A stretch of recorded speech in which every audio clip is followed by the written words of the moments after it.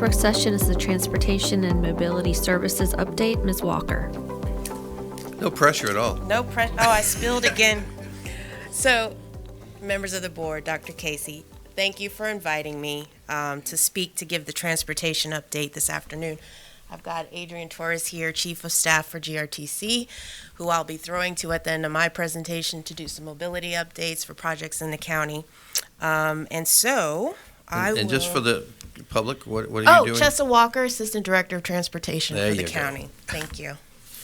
Okay, so before I get into project-specific updates, I want to preface it with a few slides, starting with project development map. So I think what you're going to see when I give an update on specific projects is how well we as a county navigate this map, this process of starting at the beginning and identifying needs all the way to a completed project. This is actually the slide that I give at Government Citizens Academy to explain how we go from identifying a need, working with you all, citizens, vision documents that guide our decisions to set priorities about which projects are we going to fund and how are we going to start to chip away at all the needs we have as a diverse county. From prioritizing projects, then we have to have a well-informed scope because we have to be able to know how much money we need to do what projects. So we do a lot of due diligence. We use a lot of local funds to develop informed scopes and estimates to prepare for securing funding. And again, I think Chesterfield County is very creative in how we go about securing funding, and part of it is just good old-fashioned stick-to-itiveness, in that tenacity. Well, another way of saying it, be a dog about funding. Yeah. So we are constantly all year round prepping for applications, preparing readiness for our applications, and trying to stay in front of the money, if you will. So, and I like to point out in this step that when we're talking to citizens, a lot of comments that we'll get is, why is it taking so long? And so we want to be sure to let them know that, from the moment you apply for funding, depending on the funding source that you're going after, it could be the application cycle could be annually, every other year, but if you're successful in securing the funding with your application, the programming of that money could then be in a 6-year window, any number of those years. So it could be 2 to 6 years before you even have access to funds to start your design. So you get your money, you start your engineering, and then again, why does it take so long? Well, an aggressive schedule or rule of thumb that when I'm trying to explain process is a year to design it, preliminary engineering, a year to buy right away, move utilities, a year to construct, and that's aggressive. So, but this is the timeline, or this is the process that we in our department are navigating constantly on behalf of citizens, and so I think you're going to see when we go through projects the fruits of that labor and that commitment that we make. Funding sources. So the takeaway with this is just meant to show the puzzle that it is. The table that you see across the top are different funding sources. Down the left side are project types that are eligible or competitive and different sources of funding. Most of these pots of money are competitive. And a lot of them are benefit to cost, type of rankings related. We have a tremendous amount of needs in the county and funded lists of, billions of dollars of needs.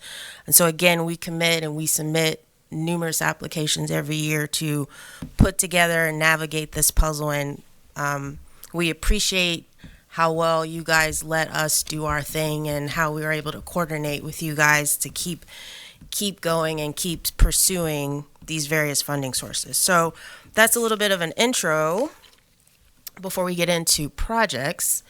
In terms of consent agenda, so the Central Virginia Transportation Authority is doing application intakes for another round of CVTA regional funds.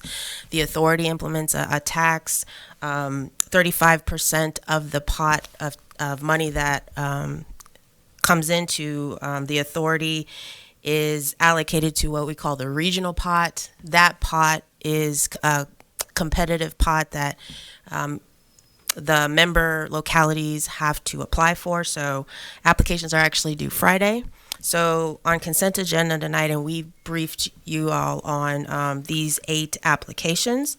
You will see a total CV. So column on the left is 1 through 8 candidate projects. The estimate column there. The next column is the request we will be making of CVTA for a total of $153 million. And then the rightmost column is which applications we intend to leverage the CVTA regional dollars to then apply for smart scale funds. That application cycle will come online for pre-applications in April, and then I think August, somewhere in that time frame, final applications are due. So what we are doing is leveraging CVTA funds to then buy down our cost and go compete in another pot this spring for 5 of these applications. And so I will be, in my update, highlighting some of these that are on the consent agenda for tonight. Before you move forward Sure. with that, so I think it's important because a lot of people may not know, believe it or not, what the CVTA actually is, what they do.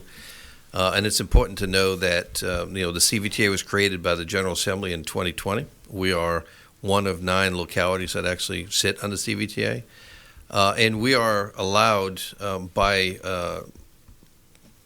the rules of the CVTA and the legislation as an organization, as a county, to submit 8 projects into the regional pot for consideration.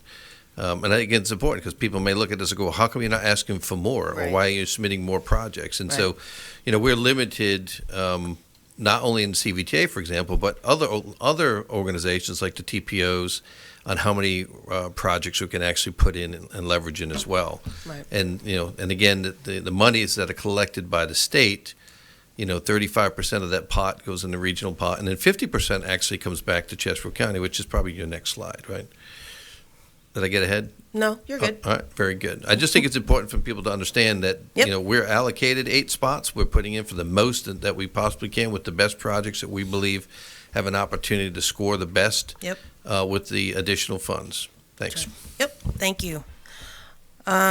So Smart Scale, I wanted to touch base and just touch base on Smart Scale because, again, we're going to be leveraging some CVTA funds to then apply in Smart Scale.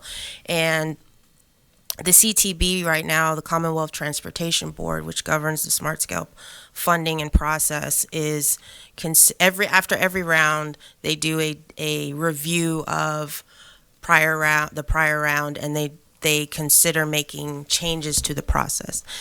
So we've kind of bucketed, ongoing discussions. They're in the process right now of vetting different changes to the process. The top 2 that you see there, staff, we feel would have a negative impact to our application process. They are considering cutting the number of applications that we would be able to apply for from 10 applications to 5.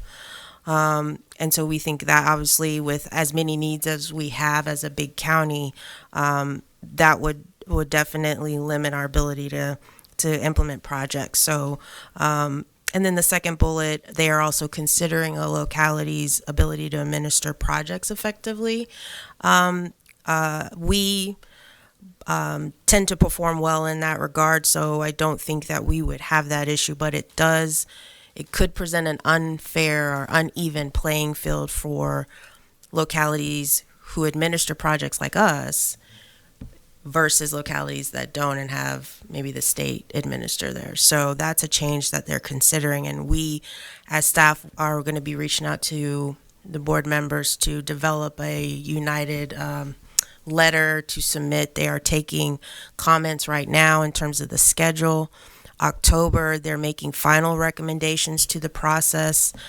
They are going to have a virtual town hall in November. We'll be sure to forward that on. We will be sure to make sure it's covered from a staff perspective. And then changes will be adopted by CTB in December. And then I just noted a couple of buckets of changes they're considering. There's 3 or so in the middle that we kind of deem as a positive impact. And then the economic development measure, we're not quite sure yet. They rolled out the last CTB meeting, they brought in the state economic development folks to make a recommendation on how to better measure impacts to economic development, and they're proposing to completely revamp that measure and that benefit. So we're trying to get versed on what the proposed changes are, and then we'll let you know if we think it's positive or negative, but we'll coordinate with you guys to get a letter out and provide comment from Chesterfield's perspective on the changes. So that'll be forthcoming. Public hearing tonight. So we are requesting the board to appropriate $67.1 million in various federal and state funding to kick off a number of projects that you've seen before in various updates. Monies are available now, and we are ready to get started. So we have to hold a public hearing is required because it's more than 1% of the county budget. So that's why we are bringing it forward tonight as a public hearing. And again, that's a success story again in competitive grants and $67 million in non-local funding that we've been able to secure to move forward these projects. So that is tonight.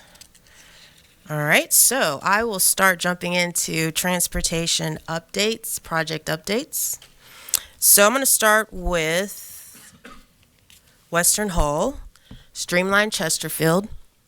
Back in 2012, county made a priority looking ahead, even that, knowing that Hull Street was going to need to have a series of improvements to keep pace with growth. VDOT did an interchange study, kind of focused on the interchange of 360 and 288. Again, Hull Street in the area of the interchange has, back in 2012, back then it was over 70,000 vehicles a day. So that's more that's on 288 to the south. So there is a tremendous amount of traffic then.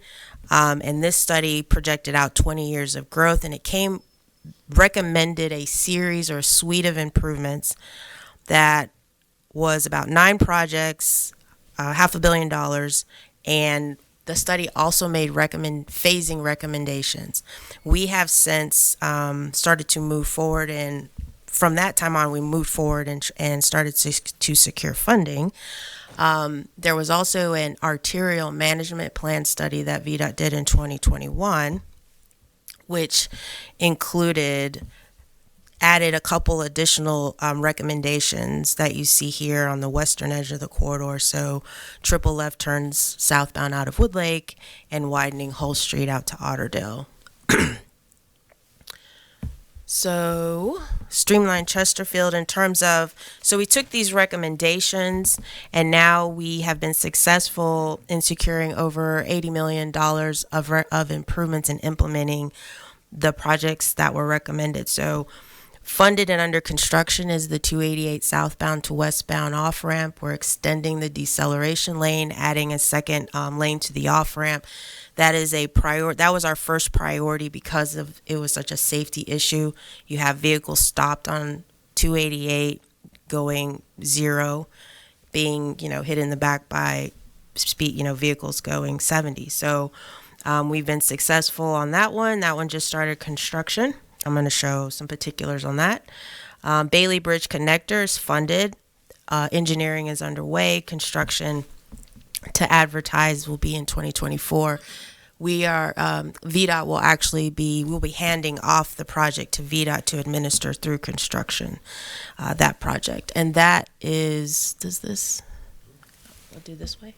Yeah, so southbound to westbound is funded under construction. Bailey Bridge Connector is the connection from Brad McNear Parkway down to Bailey Bridge. This gets a back way in to points west and south of Hull Street.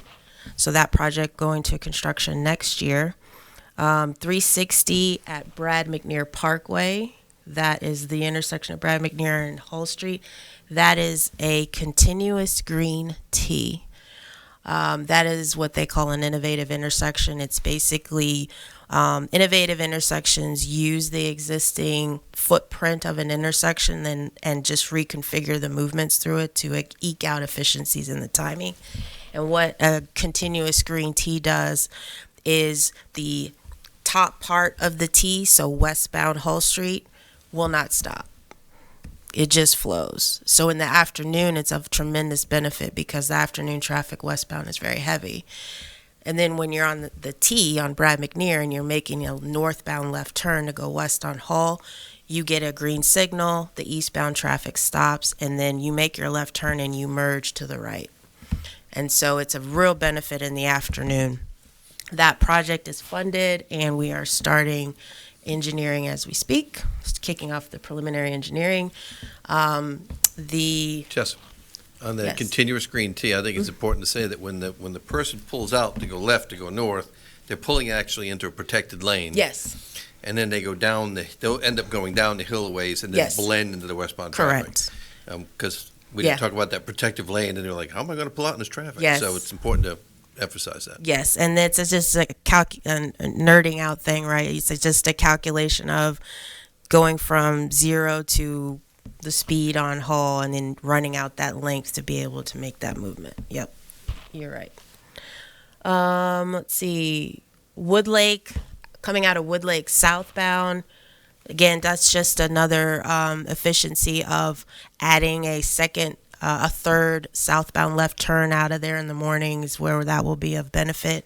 And again, that will mean you need less green time to turn 3 lanes than you do 2. So that green time can then go back to the 3,000 or 4,000 vehicles in one direction on Hull Street. And so, again, eking out efficiencies with limited impacts to right-of-way.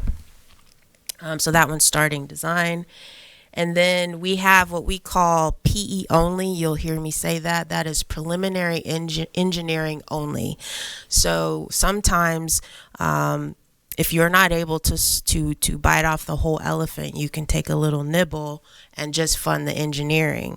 And the engineering will then be more, your estimate will be more informed, and you can use that number to then go find the construction funds. So we have engineering money only and have started design for the 288 at Bailey Bridge Connector Interchange project.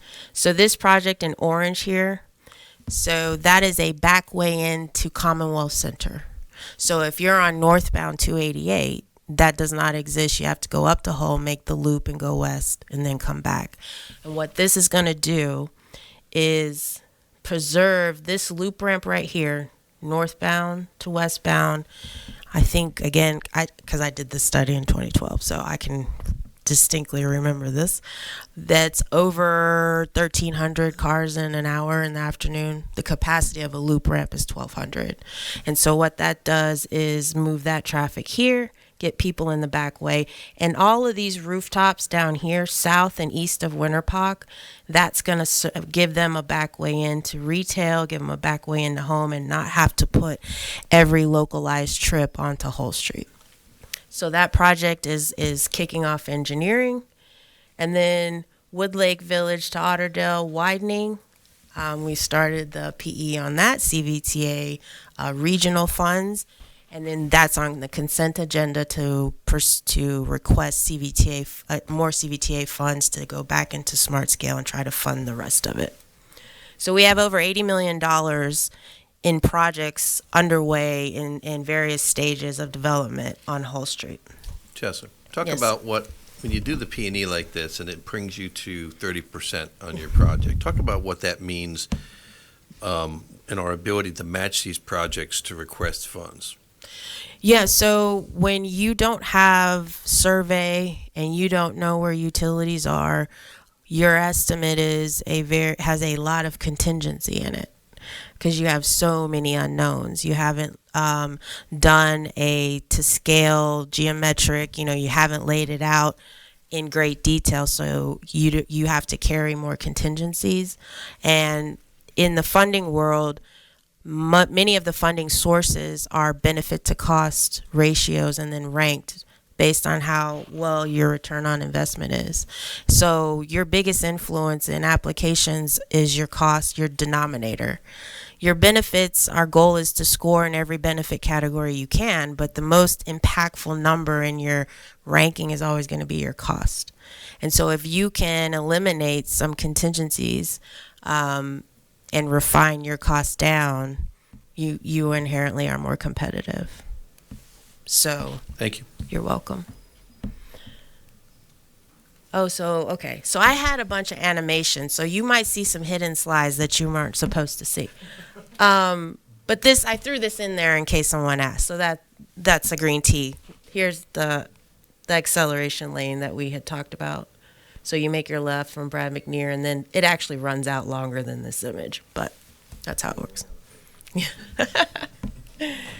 So this is a project that's underway, just some particulars about it. I didn't speak to the park and ride lot. That's also a part of this project. Travel demand management. I don't know if people have heard of TDM in the traffic world, but everything is supply and demand, right? So you cannot continue to supply. You can influence operations and safety by curbing your demand. So we cannot continue to widen Hull Street. It's already 8 lanes, right? It's constrained by development, and we couldn't get 12 lanes out there. So, but collectively, there's a bunch of travel demand management sides where you curb the demand side. So there's things like flex hours where people aren't working peak hours of the day. They work from home. On that umbrella is also park and ride lots. So we work with Ride Finders, which is a branch of GRTC, and they're the ones that do carpool, van pool coordination. And Chesterfield has a lot of carpool van pools that are meeting up and parking their single occupancy vehicle and getting in the same car or van and pulling a number of vehicles off the road. So a lot of funding sources will give you extra points if you have some of these components. And so what we did was include that in our Smart Skill application for the ramp, because we're saying, over time we market it, maybe you'll have a few carpools and pulling people, less cars through the interchange at Hull Street.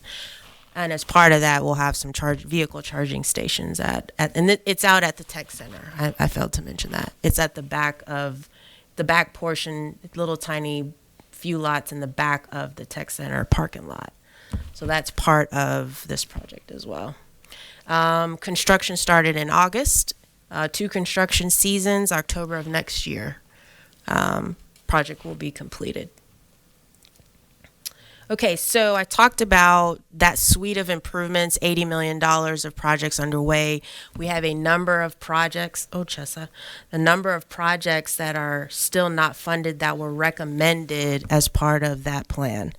So what we're doing now is we have a number of studies underway to revisit, because there's been changes in volume, to make sure we've captured growth accurately.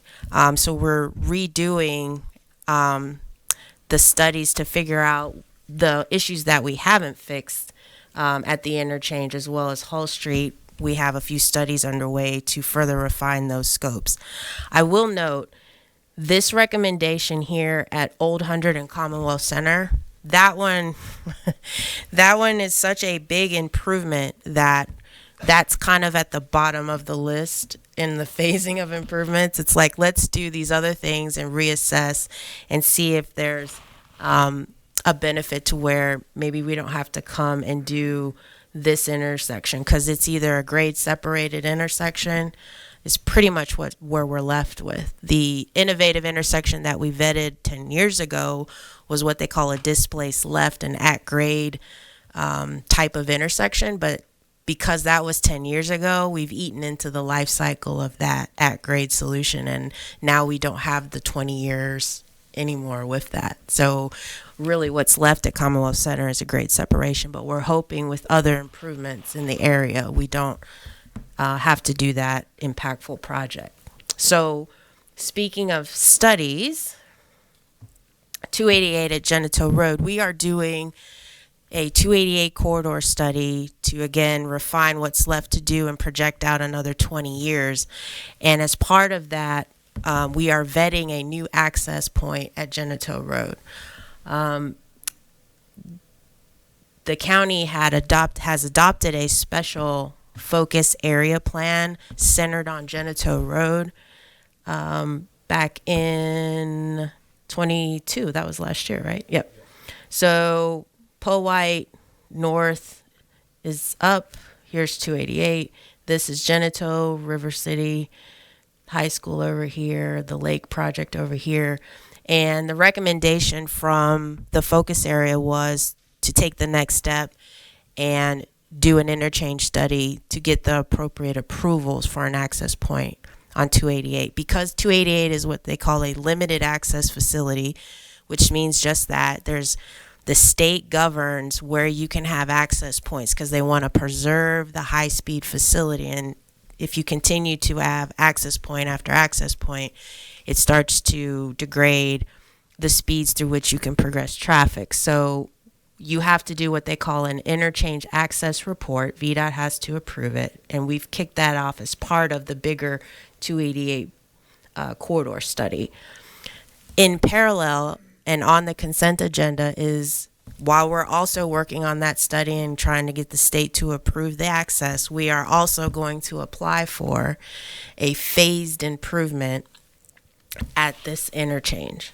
And what that looks like is, so the study is ongoing. We've been working on the study now for going on 10 months. And we're trying to push to get done by the end of the year. And a phased improvement, and it's hard to see, but here's 288. Poe White is north, is to the right. Poe White is off the screen over here. River City, I think this Dominion owns this Clover Hill High School, and the Lake Development. A phased improvement that we're going to apply for is to extend the existing CD system, which is also referred to as a collector distributor road. So if you're coming on 288 southbound and you want to go to Poe White, you have to get off the main line, get on a CD road. Because Genito Road is less than a mile to Poe White, the only way to get an access is off of a CD road, not off the main line. Collector distributors are of a benefit because they are lower speed road. So instead of you pulling a ramp off of a 70 mile per hour facility, you're accessing off of a 45 mile per hour facility. And because the spacing is so close, we have to have a collector distributor road. So phase one of an improvement here at Genito would be to extend the CD road under the bridge and then pull an off ramp off of that CD road and then merge that CD road back in as an interim improvement. So we're going to be applying for that. And you keep note, working concept line diagram, not approved, hot off the presses, just met with VDOT on this yesterday. So this is a working document and being refined and iterated. But we are vetting a long-term solution, which that phased improvement would fit into a long-term solution. If we can prove and get access or get an approved access, we are looking at what we are calling a modified diamond interchange. So you have the CD road extension, you pull on off-ramp off here, and it's pretty much diamond, like diamond ramps, except for this loop ramp keeps us off of River City Sports. So you come this way to go northbound instead of maybe looping around this way, you come here. So we're vetting this configuration at Genito, and we're vetting a single point urban interchange where every approach comes into one traffic signal, and there's benefits to and efficiencies on having a single point or single signalized intersection. So we're looking at these two concepts and working on getting this approved through the state. Evergreen Parkway Sidewalk. Yes, we have been working on this for a little while. Evergreen Elementary School, Evergreen Parkway, Lux Lane at the top, east-west. We've chunked this up, again, trying to be creative. Sometimes it's we can get a piece going, and that's better than nothing. And so then we start to build a pipeline, if you will, of projects. And so phase A is from the school to Sugar Creek Way, and that's under construction. We're pushing to see if we can get it done in November, but we're thinking it'll be December. We have phase B, which goes from Sugarway up to Lux with a sidewalk. That's in the right-of-way phase, construction next year. And then to the west at Edmonton Way, that is under design as well. So by the end of 24, we will have all of that sidewalk in. And what's neat is this picture right here, when we started to lay out and do that due diligence, the school is behind this photo, and this crosswalk, we actually did that first. We got this done before school opened last year, and this was a photo that a mom sent in, happy that her daughter was able to walk to school with the crosswalk. So, and this is construction photo. They're working right in across this entrance to Sugarway, doing some drainage work right now. So that's a win. Okay, so Woolridge Road, talk about regional, projects of regional impact. So I provided a zoomed out photo or aerial of this area of the county. So again, to orient everybody, this is 288 north-south. This is Poe White. This is Poe White to Watermill. And here's Woolridge. Woolridge comes down and connects up to Otterdale. Poe White Extension, which is this dash line. This is kind of that alignment there. Future Poe White. It terminates up here at Charter Colony in that vicinity. What we have, 2 projects underway. We have an extension and a widening. So right now, Woolridge Road at 288 coming down from Midlothian dead ends. It does not continue past 288. We're going to extend Woolridge Road as a 4-lane facility to Old 100 Road. Then we have, once we open up that faucet with 4 lanes, we need to widen this existing piece of Woolridge Road that is currently 2 lanes. So that we will essentially have 4 lanes of a 4-lane facility all the way up from Route 60, all the way down to Otterdale. And the gap in the middle, this is the footprint of the future Poe White interchange that will fill that in. And the terminus of phase 1 of Poe White extension. So that's the zoomed out view of Woolridge. The timelines. So now you're turned, but this is 288. So we're going to signalize the interchange, build the 4-lane facility. We've got an extremely long bridge. It's about 600 feet long. Down at Old 100 will be what we refer to as a hybrid roundabout. Winterpock Road over at McAnally south of Hull is a hybrid. First hybrid, and a hybrid is such that, so you have your roundabout, you have a northbound, let's say northbound and southbound would be 2 lanes, eastbound, westbound through the roundabout 1 lane. That's what we refer to as a hybrid. So you're going to have 2 lanes north-south on Woolridge coming through the roundabout, 1 lane going through the roundabout on Old 100. And that project going to construction next year. Widening of Hull Street, widening of Woolridge Road, 2-lane to a 4-lane. We've got hybrid roundabout on the north end, hybrid at Watermill, the signal at Genito. The roundabouts will have what we refer to as rectangular rapid flashing beacons. It's new policy now that the state has that if you have multi-lane approaches to a roundabout, you have to provide the push button rectangular rapid flashing beacons. It's a the pedestrian approaches the crossing, they can hit the button, and it's not just like a typical amber, flashing yellow. It's more of a strobe, like emergency vehicle type of light. So you have to have those at each of the roundabouts. That's what these crossings will be.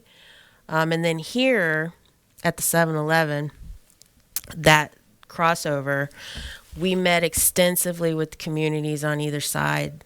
They desperately want to be able to cross Woolridge Road, very concerned about the speeds and the widening and that being a hindrance to them to do that. So we are going to be putting in a pedestrian hybrid beacon, and that actually is different from these crossings in that it actually will stop traffic.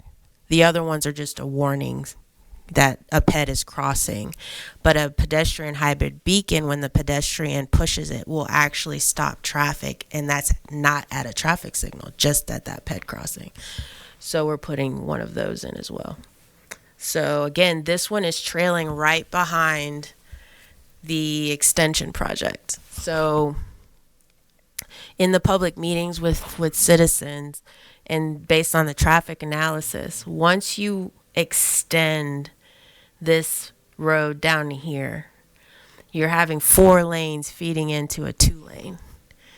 So this is right behind it. So, but what we've promised citizens is that we would barrel this off until this 4-lane downstream was open, because you want to be able to progress that traffic and not create congestion issue from 4 to 2. So that. Just a quick question about that. So you'll be doing the southern part first. Northern part first. You're doing the northern part first, but not open it until the southern part is, okay, I'm with you. Yeah. Okay. And we're not quite sure how much of a lag the southern part's catching up to the northern part, and we can talk about why. VDOT has something to do with that, but yeah, that they're catching up, but the northern one is a bit ahead of the southern one. Yeah.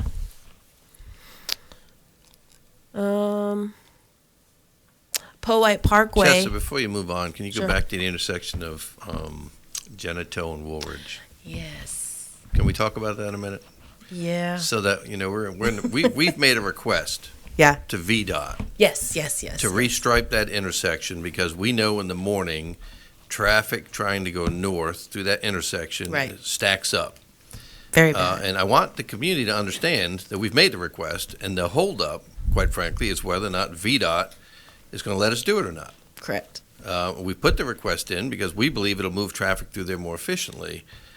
Because we know we have a shutdown on the other side, the north side of Otterdale Road, which is diverting traffic heavier to this side. But so we talk about it a little bit. Yeah. So we have to get VDOT to approve what the justification that we have to justify everything, and we have to document everything. And we have to make that restriping improvement. We need to show VDOT that we are not creating an issue, but making something better. So they've asked for, we have to do an operational analysis to show, here's the existing lane configuration with this amount of volume in the AM and in the afternoon, the 2 worst hours of the day. And if we change the striping or the lane assignments to what we're proposing to favor the northbound right as a infinite right turn, not a taper storage right turn, but an infinite to where the lane dies is in the right turn lane. We have to model that with a traffic simulation tool so they can see the queue with the existing striping and the queue reduction with the new striping.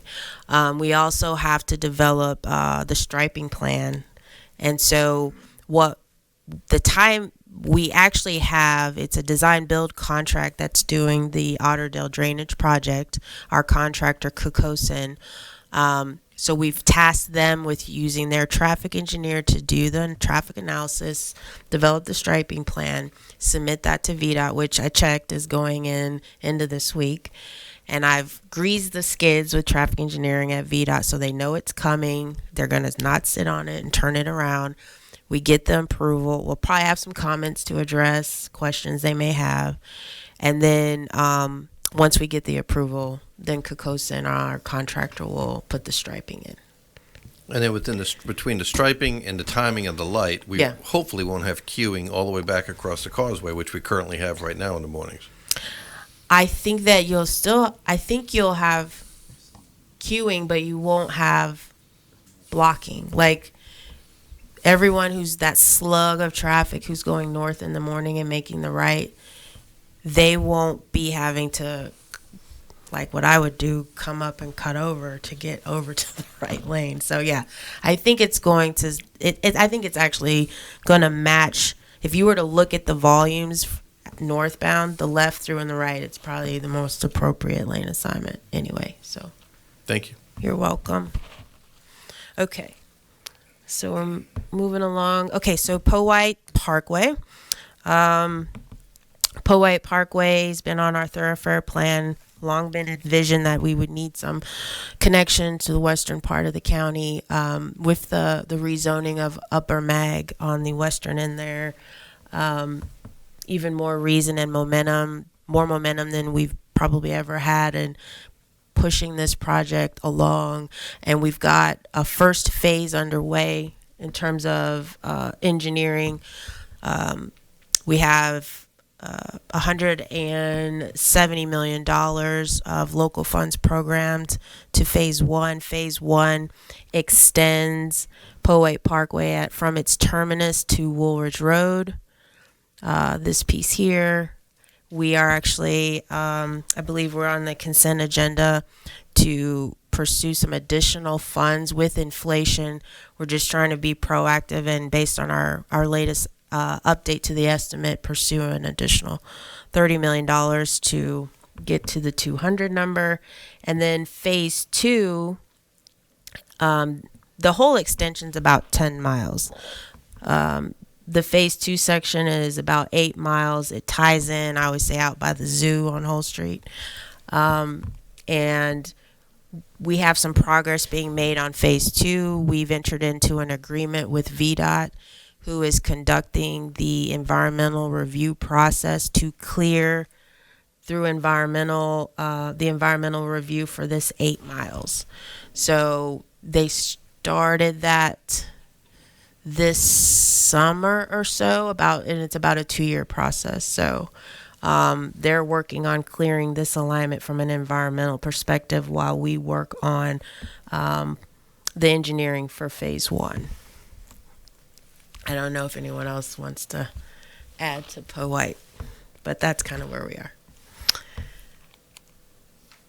All right, Nash Road. This is a long time coming. Nash Road extension. Super excited about this one. I kind of relate this one to when I first joined the county. This one was assigned to me, so it's a little near and dear to my heart. So again, to orient everybody, this is 288. We're sitting over here at the county complex, Laurie Road. This is Route 10. This is Beach Road. This section of Beach Road, coming down here, you hit Nash Road. So points to the south, you have a bunch of rooftops to the south. And based on growth, this 2-lane section, it's a bad 2-lane section. Used to flood. They did some bridge improvements, and we started to study 20 years from now. Does this need to be widened? That was cost prohibitive because it was such a bad road, floodplain. We started to vet an extension through this greenfield area, and that's where we landed. And so we now have the extension is anticipated to, we're issuing the NTP to our contractor, that our low bid contractor, Wagman Heavy Civil, which is a new contractor to the county. So at least from a road perspective. So we're excited to see what they can do here at the county. Let's see, we are scheduling a groundbreaking ceremony for October 11th to commemorate kicking off this construction project. Construction be done spring of 2026. This is about a mile, another hybrid roundabout at the intersection of Beach and Nash. 2-lane road. When you get up to Route 10, I know most folks have probably been to the Starbucks that used to be on the south side of 10. There's that crossover to Jersey Mike's that's unsignalized. Not very safe. So when we tie in this Nash extension, the new intersection will be signalized, and we're going to close that crossover over here. And then we'll have a nice, safe, signalized movement for folks to make. So this is another pretty big contract, $25 million construction contract, one of the bigger ones since I've been here. So very excited about this one, right, Mr. Holland? Yes, we are. Okay. Oh, my animation. Can I? Okay. Woods Edge Road, safety improvements are done. Okay, we'll skip through that. Henricus Park. So Dominion is located out here east of 95, Henricus Park. They both, the park and Dominion, share access, which I didn't highlight, but Coxendale Road. And they are required to remove some really bad materials, coal ash, off of their site.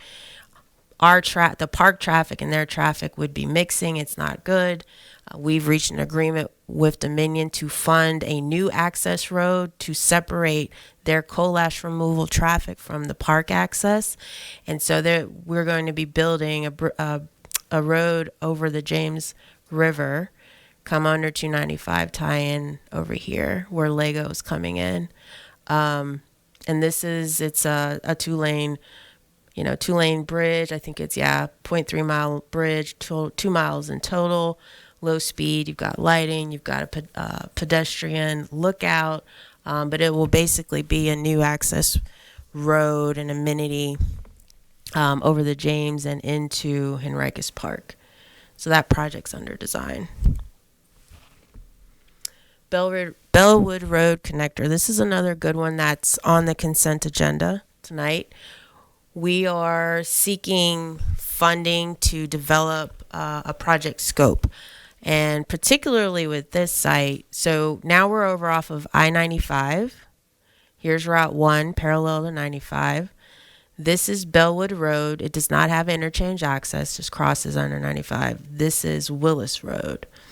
Well, this line right here is, I believe, CSX. It's a railroad line.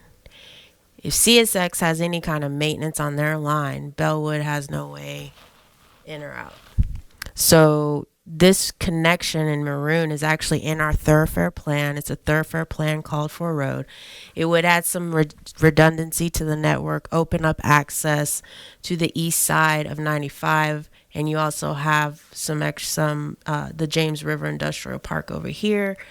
But you can see there are, floodplains, there's power lines, there's the railroad tracks. So we really need to do some due diligence and figure out what does a connection look like? Where would that alignment connect up on Willis and Bellwood? So that's what we'll be pursuing so we can keep advancing the Bellwood Road improvement.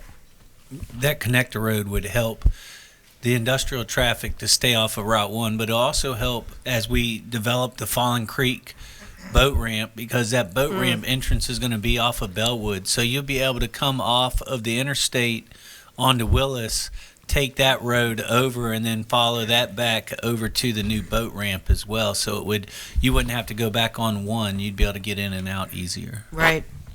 And you've got, all of the redevelopment called for in the special area plan for Route 1. Over here, we have redevelopment on Willis at the intersection of 1. So there's a lot of nexus of good things happening in the area. So, So we're happy to see if we can get some funds to get that one scoped out and then try to find some money to get it built. Courthouse Road Extension, just putting this on your radar that we're going to be coming back with an item to kick this project off. There's some CIP funds available to us to start engineering. Again, the thoroughfare plan road. Currently, again, we're sitting at the county.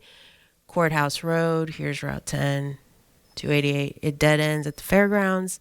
And we'll be looking at how best to connect up and provide additional access across here in this area. So, And that's the Salem Church Road, is that correct? yes, Salem yes. Church Road. Thank you. Salem Church I'm Road. not sure the distance, but I do know that's a great addition for us from a number of perspectives, including our fire department and those citizens who live along Salem Church Road who can quickly migrate to Courthouse Landing that's coming with a lot of amenities for them. So thank you. That'll also help tremendously with fireworks, the county fair, all the major events that we have at the fairgrounds, as well as access and busing routes for the schools located over there. So that was something I advocated for, and Mr. Holland supported, and I'm thankful because that's a much needed improvement to the area. Okay, so we'll be getting that one going and coming before you for official action to get us kicked off on it. All right, Willis at I-95. So we were just talking about 95 Willis. We did an interchange study here. This is probably the tiniest diamond interchange I've seen. I-95 was built in the 50s. So I mean the interchange footprint is super substandard by today's standards. The ramp lengths are super short, and so we have an approved interchange modification report to make some interchange improvements out here, and those are to extend the deceleration lanes coming off of 95, extend the acceleration lanes getting onto 95, reconfiguring. Right now you have 2 signals at the ramp terminals, convert those to roundabouts. Roundabouts have a tremendous amount of capacity when compared to signals. And there's some additional access management improvements. The project scope actually extends to Coach Road with shared use path, sidewalk, a pedestrian crossing to cross the road, and then they kind of same thing on this side, kind of extend to a point over here. We actually have been trying to fund this project we've applied numerous times, the different funding sources unsuccessfully. We currently have a federal infra grant pending that we applied for this interchange. You can see the cost of it, and that's because the footprint is so tight and so old. It's a small interchange and it doesn't accommodate everything it needs to. Well, what happened over the years is development built up, right up to the corners of the interchange. So in order to make a lot of these improvements, we have some pretty substantial right-of-way costs.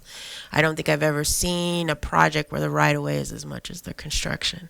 So That's what I was going to say. We do have some properties, but that interchange will be vital for, again, the industry that operates on one side, but also for the revitalization that's starting to take place on Route 1, that this will be very imperative that we get it done to help assist with that revitalization.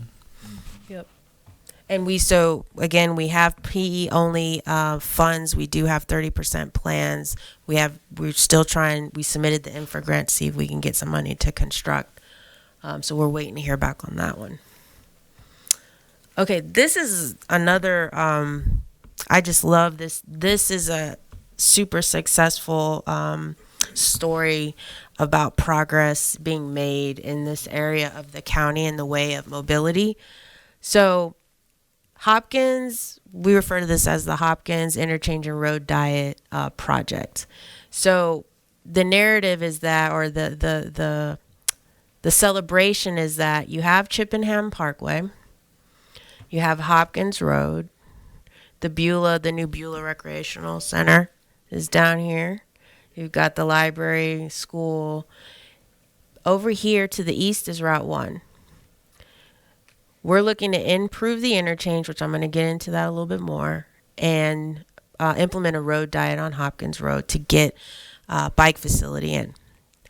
What's cool about this project is that we've been working on Route 1 for years to improve bike ped accommodations. We have a lot of low to moderate income communities, no car, one car households that need to be able to walk safely to get to jobs and services.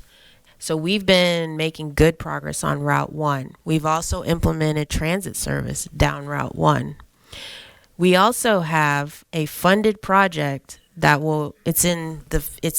programmed in a future year, but it's going to extend sidewalk on Dundas Road to Route 1.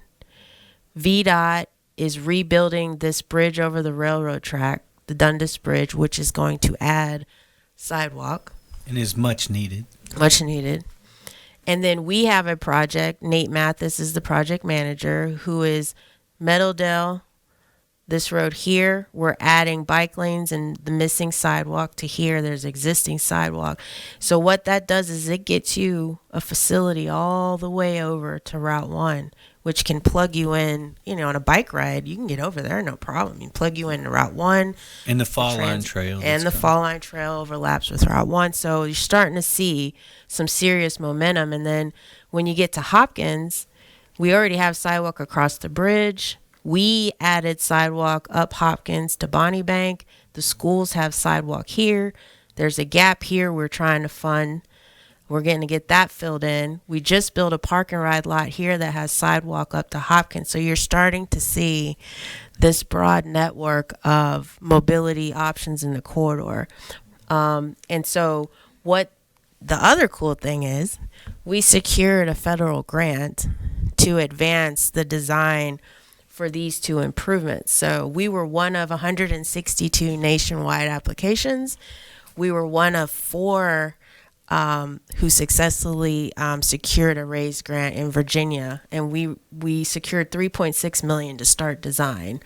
We have to match that with some local funds, but also included in that will be vetting some microtransit options in the corridor, which Adrian's going to speak to microtransit here shortly, but that's part of the grant as well. And real quick, the interchange improvement, this is the existing interchange at Hopkins, but you could basically pick any interchange in the county, and it's always northbound and getting to the interchange to go left in the morning, coming back and making the right in the afternoon.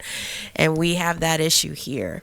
In the morning, this queues all the way back to Meadowdale through the interchange. A lot of rear-end congestion-related crashes. The queues are building back right now, right to the main line. We don't want those to continue to spill back onto main line.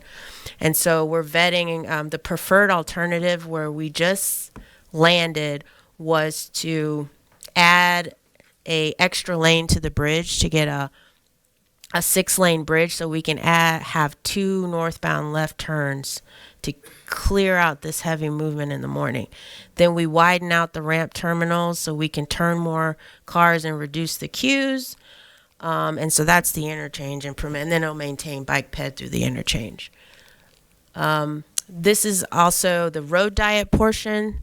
What's cool about the road diet, so we have 2 versions of road. So there's the short-term recommendation where that you can implement a road diet just with pavement markings. We can reduce this 5-lane section down to 3 lanes where you have 2 travel lanes, a 2-way left center turn lane, and then use the outside lanes to put buffered bike lanes in. And that'll get the bike accommodation in the corridor. And we already have an approved study that looked at, you have to vet the operations. You don't want to take a lane away if you need it to move traffic, but it works fine.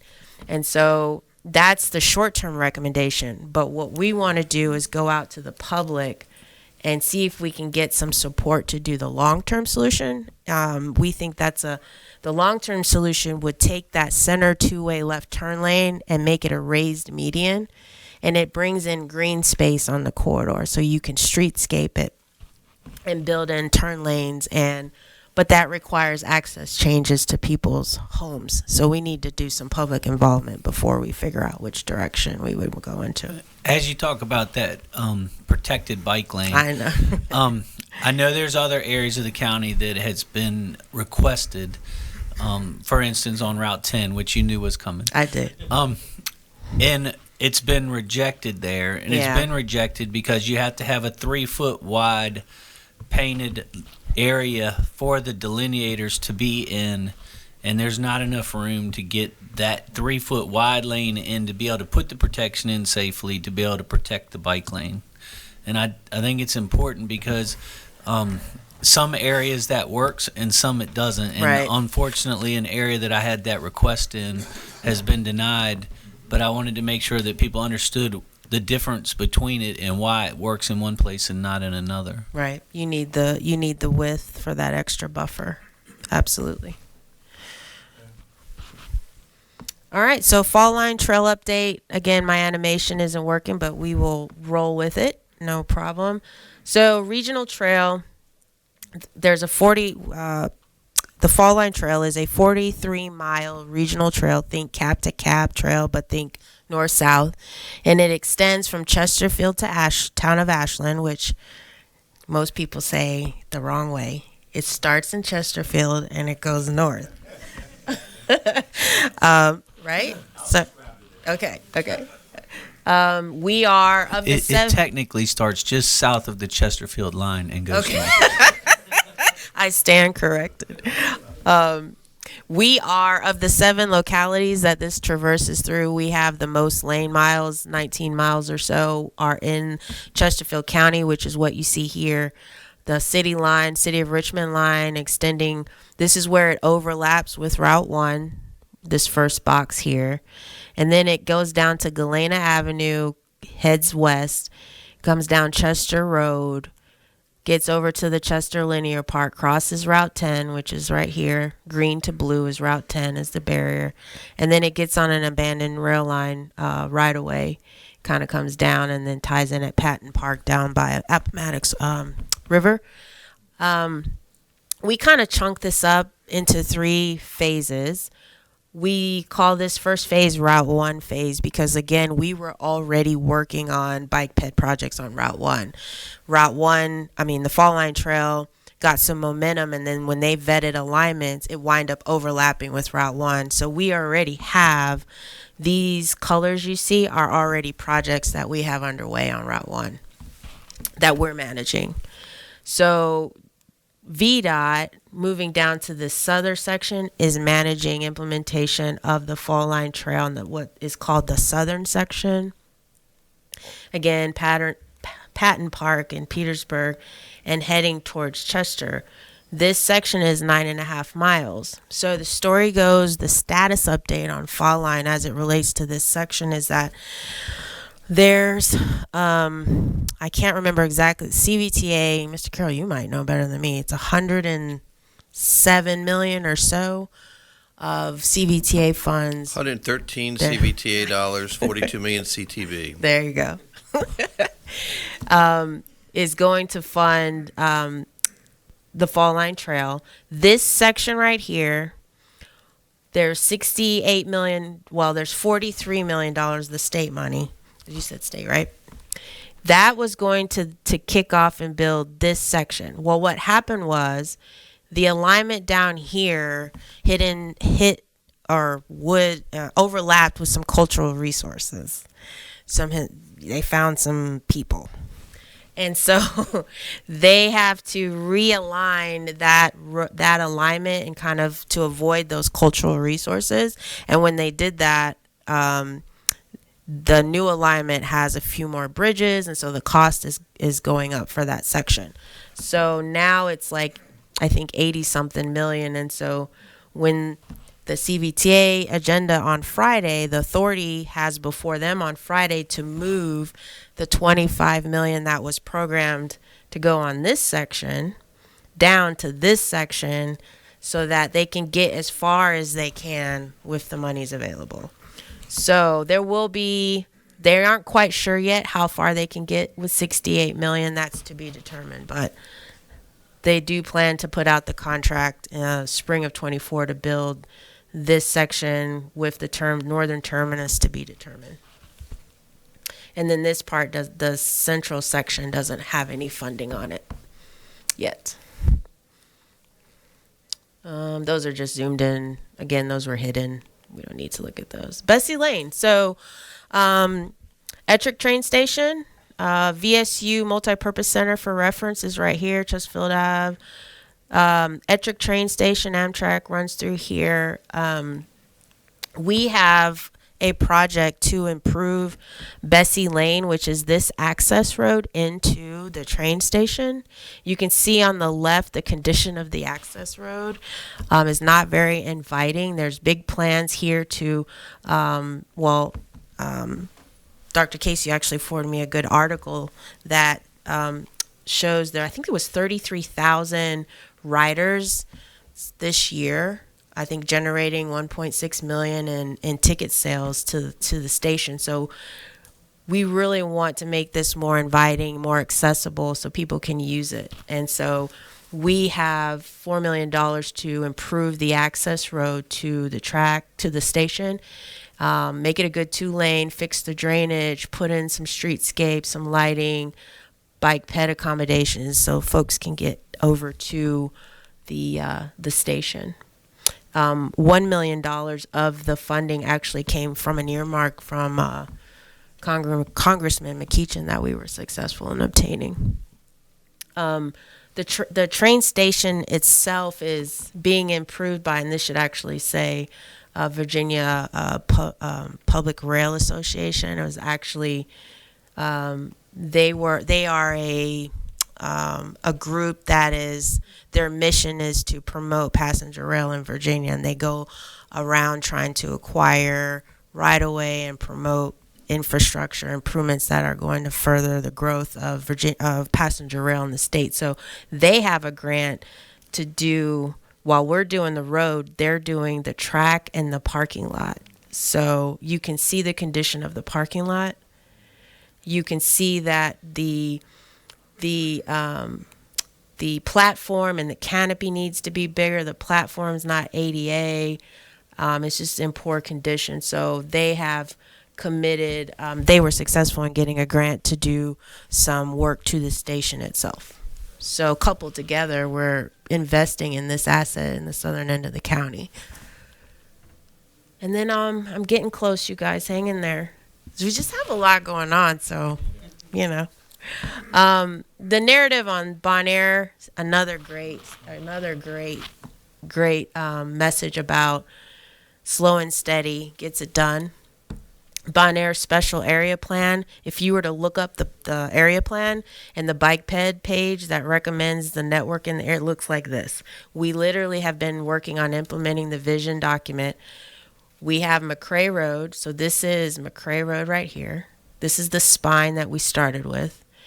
Putting sidewalk on the west side of McCrae Road, extending from Forest Hill. And what's cool about Bonaire and what makes it so cool is there's all these cool land uses all within walking distance of each other. So you got the shopping center up here, a couple churches in the corridor, Bonaire Library, the elementary school, Bonaire Community Association has their pool, there's tennis courts, you've got Riverside School, and not to mention all just, you know, the rooftops in the area. So this is going to start construction.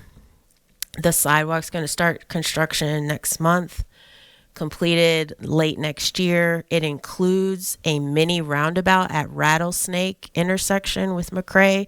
We have a speeding issue here, angle crashes here.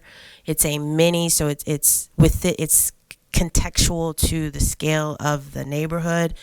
It's a glorified speed bump, but it's a mini roundabout. It's going to be enough to slow people down.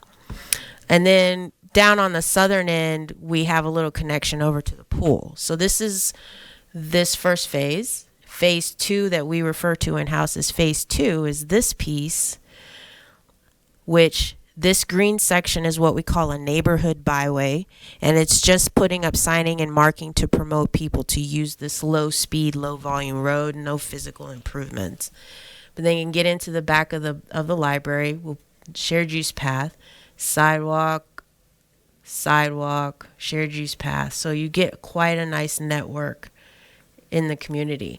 And then Dr. Miller and I met with the community on the east side and said, well, wait a minute, we want to be able to get over and access all this cool stuff coming. So we've got, with DSIF funds and community connectivity funds, we're working on a pedestrian crossing of Buford Road, which is a very busy road.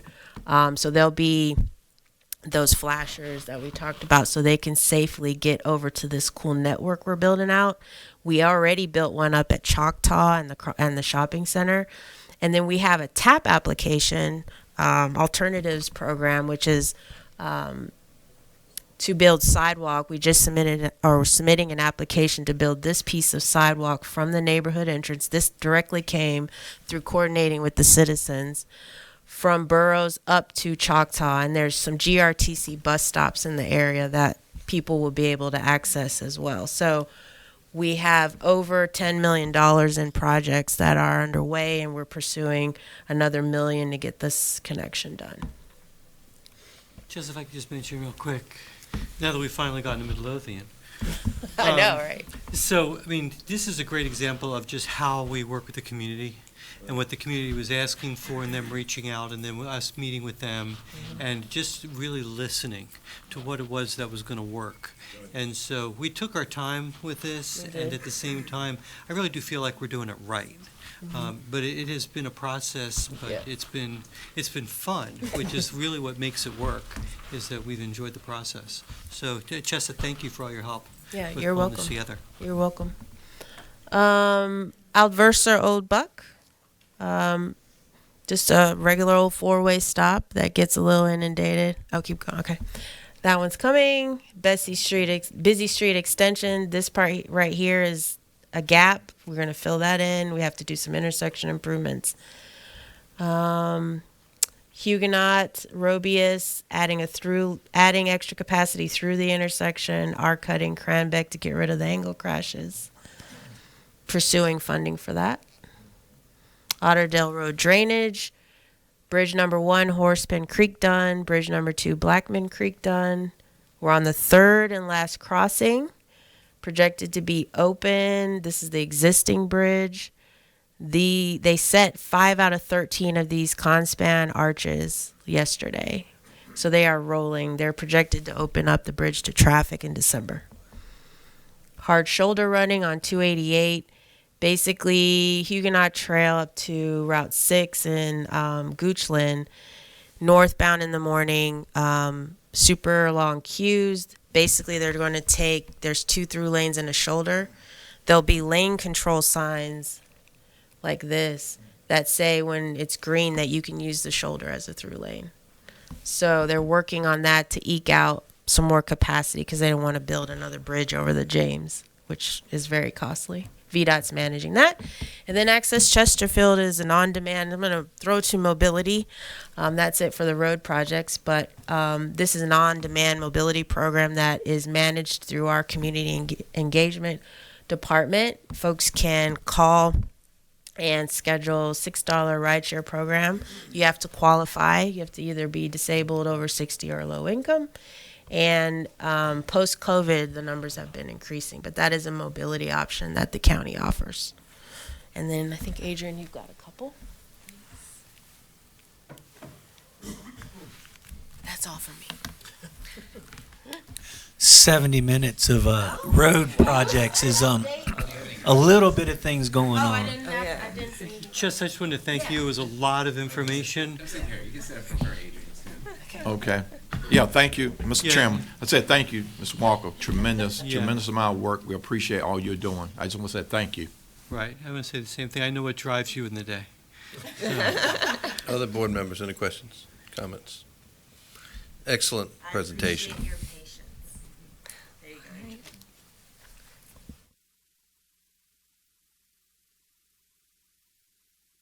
I did okay. Sorry. Okay. Well, good afternoon, Mr. Chair, Dr. Casey, and members of the board. Very excited to be here, and you guys have so much going on. It's a lot of projects. I think the majority of them were between now and 26. That's even more impressive.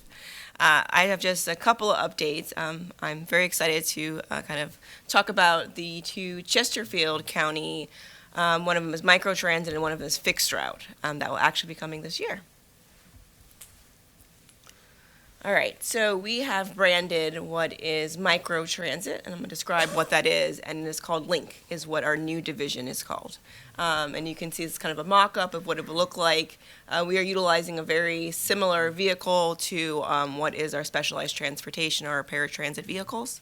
And it'll have the ability for at least 1 or 2 wheelchairs to also utilize it, so you could request that if needed. It is very similar. I always use the example of basically a public transportation version of Uber. And it is zone-based. on demand. It is designed to fulfill a transportation need where basically the demand is not there for a traditional fixed route bus. And as we pilot this out and try it out, if the demand increases, then you can evaluate the need, but it's kind of starting out what is that kind of micro-mobility need within the jurisdiction in this particular zone. So travel is within the zone, and it's curb to curb, so not door to door, but curb to curb. It is app-based scheduling, but you do have the option to call in and schedule if that is needed.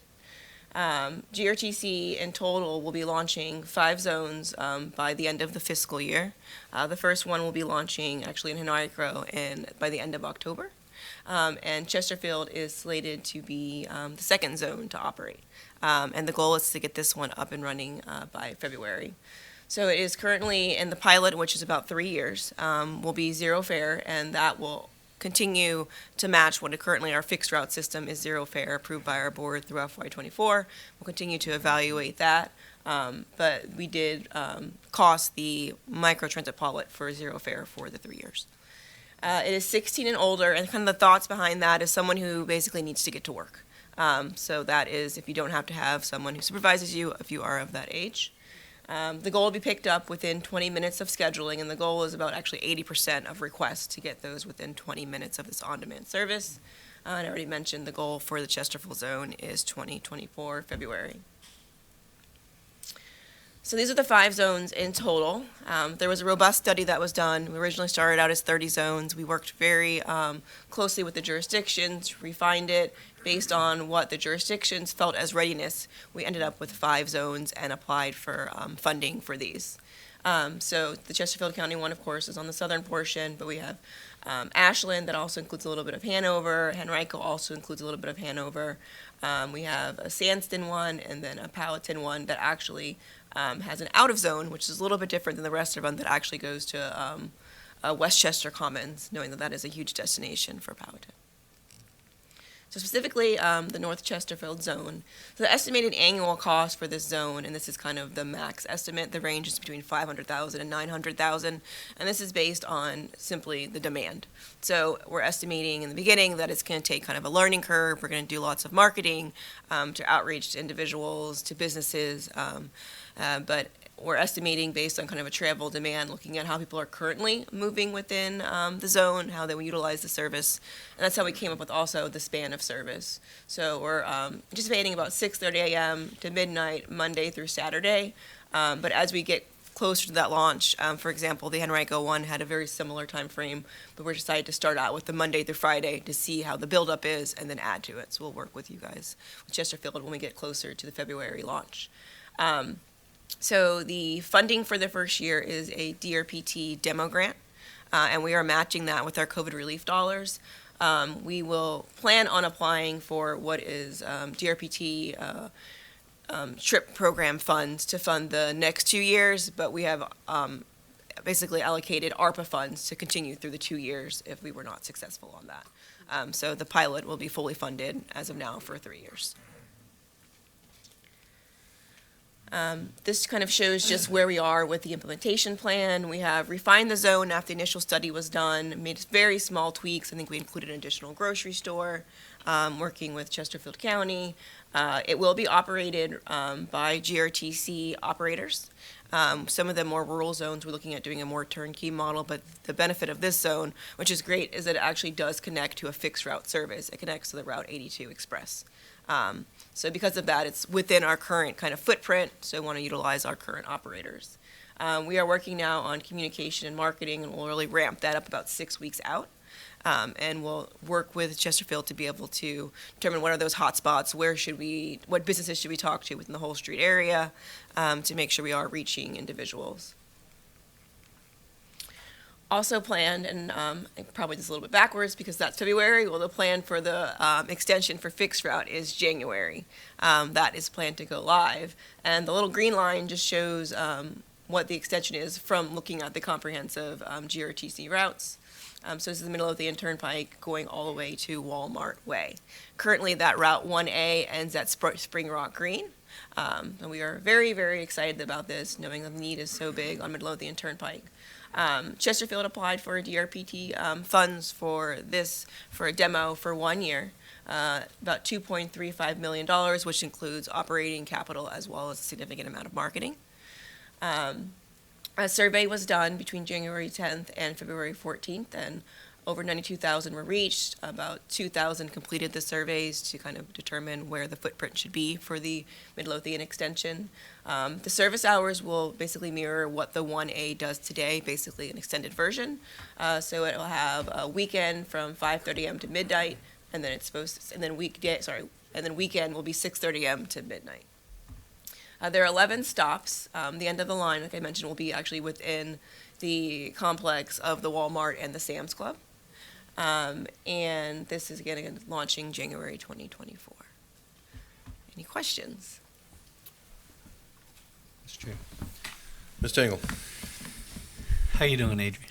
Good. How are you, Mr. Engel? Good. As you know, I'm on the GRTC board, and when we first announced this extension some months back, I cautioned everybody on the ability to be able to put this in place in a timely manner. At the time, we had a pretty strong deficit in drivers for GRTC, and although I do know Dr. Miller brought us some connections with Brightpoint, they have not gone into effect yet, but they are working on it. On top of that, the board's been working with staff to come up with a plan that has absolutely succeeded. Can you tell us a little bit about where we're at on staffing and where we plan to be by January? Sure. Yes, this was definitely, let's kind of wait and see when this would launch based on our operator shortage. So we had about 225 operators, and pre-pandemic we were around 280, and so we have reduced our service. So we wanted to put our service back. So at least get back to that 280 before we did any expansions. We are currently have, I believe it's about 275 or so operators and another 70 or so that are in training.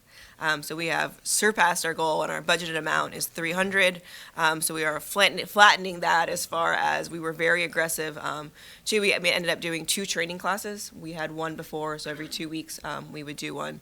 And that helped with people kind of waiting month by month, losing them before they actually started. We were able to work very positively with our union and get an MOU kind of outside of our union contract to increase wages. That was huge. And then we have been just doing morale things as far as safety, also about working with them on a lot of mental health issues related to individuals on the bus. So just really embracing the needs of the operators as well, and it really has made a significant difference. When Tyson closed or announced they were closing, they pulled up with a bus and started recruiting those employees. I mean, we've seen a huge focus this year on getting our drivers where we needed them to be, and culture, and had great success at GRTC, and I think that that's definitely why we're able to move forward with the additional expansion in Chesterfield. So kudos to GRTC. Thank you. Board members, any questions? Mr. Chairman, I just want to say thank you so very much. I'm so pleased to see where we are based on where we've been in Chesterfield County. With microtransit, I just applaud that because that's a great need in northern Chesterfield, Dale, and Bermuda as well. And so I thank you for all you're doing, and keep up the great work at GRTC. Mr. Engel, keep up the great work serving us on that board. We appreciate that because we see great things happening for our community and for citizens who need the service. So thank you so very much for being here, and keep up the great work. And tell the team when you go back, I said thank you. Thank you, and absolutely.